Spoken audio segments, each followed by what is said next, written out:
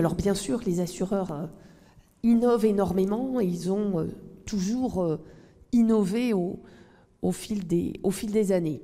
Alors si je reprends les deux grandes missions que Stéphane d'ailleurs a évoquées à l'instant de l'assureur, l'assureur c'est quelqu'un qui protège et c'est quelqu'un qui finance. Alors du côté de l'assureur qui protège, on protège un assuré, on protège soit l'assuré, la personne, on protège ses biens.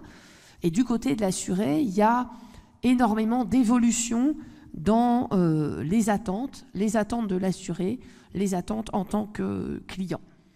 L'assuré, il veut tout. Il veut à la fois l'instantanéité, c'est-à-dire ce que permet en particulier le digital, mais il veut aussi le contact humain. Donc, quelque part, il veut le meilleur des deux mondes entre le digital et l'humain. Il veut une relation omnicanale avec son assureur. Et puis, il a des exigences de qualité de service qui sont plus dictées par des acteurs tels qu'Amazon, par exemple, que peut-être d'autres références dans le domaine de l'assurance. Donc il y a le premier aiguillon pour l'innovation, c'est évidemment de répondre à toutes ces attentes de nos assurés, de nos clients.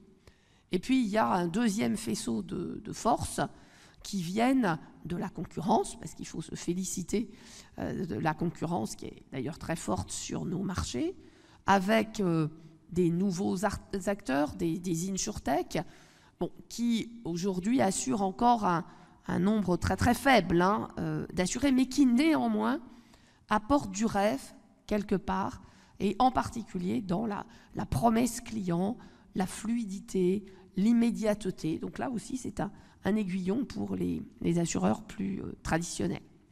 Il y a aussi les big tech, puisque Amazon s'est allié à un courtier pour proposer de l'assurance RC sur les produits.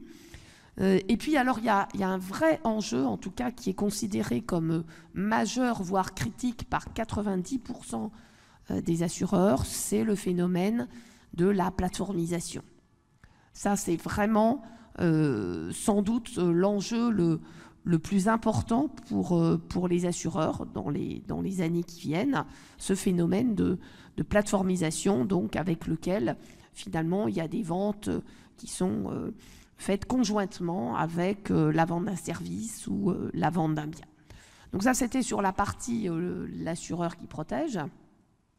L'assureur qui finance, c'est sûr qu'avec 2700 milliards de placements, on a de quoi investir dans l'innovation et évidemment on ne s'en prive pas puisque on investit l'argent des assurés, on est à la recherche de rendement, on est aussi à la recherche d'entreprises de croissance, puisque évidemment on va investir de façon sécurisée l'argent des assurés, et je vous en dirai peut-être un peu plus tout à l'heure, mais on a de très très beaux exemples de financement de l'innovation grâce précisément au fonds de nos assurés. Et puis il ne faudrait pas oublier tous nos collaborateurs. L'innovation, c'est par et pour nos collaborateurs également. Par nos collaborateurs, ce qui veut dire qu'on a un énorme enjeu, et j'y pense pas seulement parce qu'hier, on a sorti notre livre blanc sur l'emploi qualifié, que je vous invite à retrouver sur notre plateforme présidentielle. Donc nous sommes dans une compétition au minimum nationale et plutôt européenne sur les talents, et donc pour innover, nous avons besoin d'être nous-mêmes innovants, socialement en particulier, pour attirer ces talents qui nous permettront de développer l'innovation au service de nos clients. Et là, je prendrai juste un exemple, qui est donc la branche assurance, qui est la première grande branche à compenser intégralement le congé parental dans le cadre des évolutions récentes. Donc vous voyez, pour moi, l'innovation, elle est partout, elle est dans tous les compartiments de l'activité des assureurs.